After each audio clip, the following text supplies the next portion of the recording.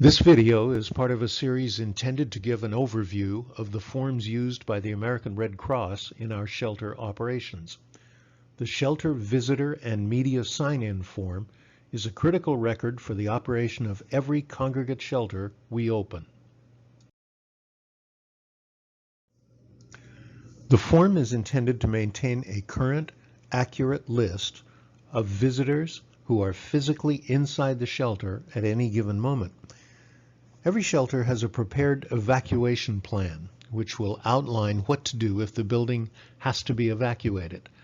The plan will designate a meeting place for all clients and staff and visitors, where the shelter manager will make sure everyone is out of the shelter, which means that the shelter manager has to have that information about who was inside the shelter before the emergency happened.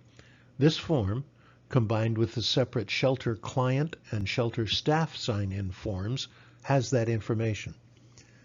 This form is maintained at the registration desk, which everyone must pass on their way into or out of the shelter. Every visitor is asked to enter their information when they arrive or leave.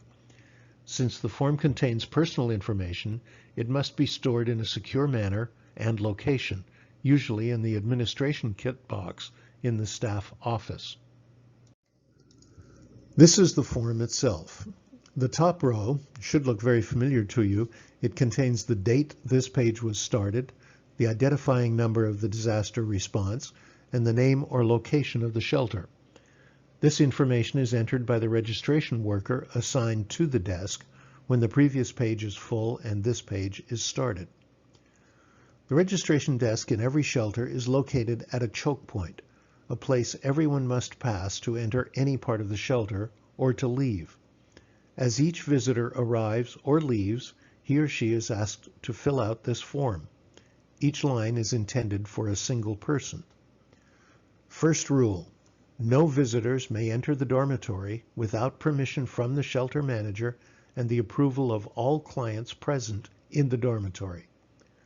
Visitors may have access to the public areas of the shelter, but must always be accompanied by a Red Cross staffer.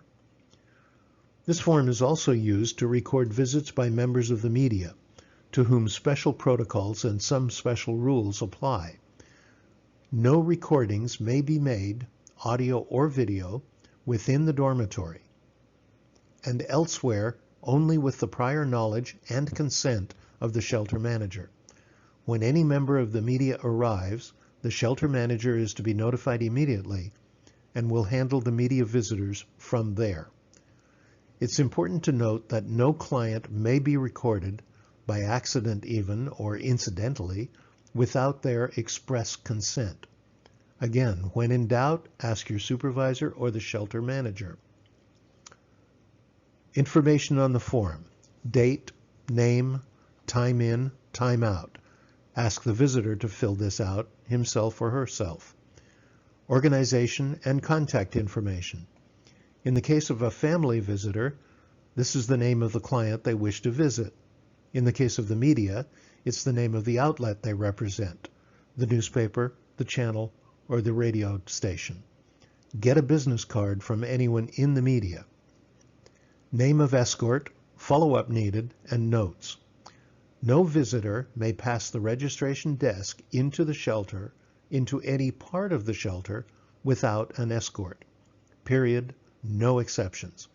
Call your supervisor or shelter manager and request that an escort be assigned and sent to the registration table. Then put the name of that escort into this form.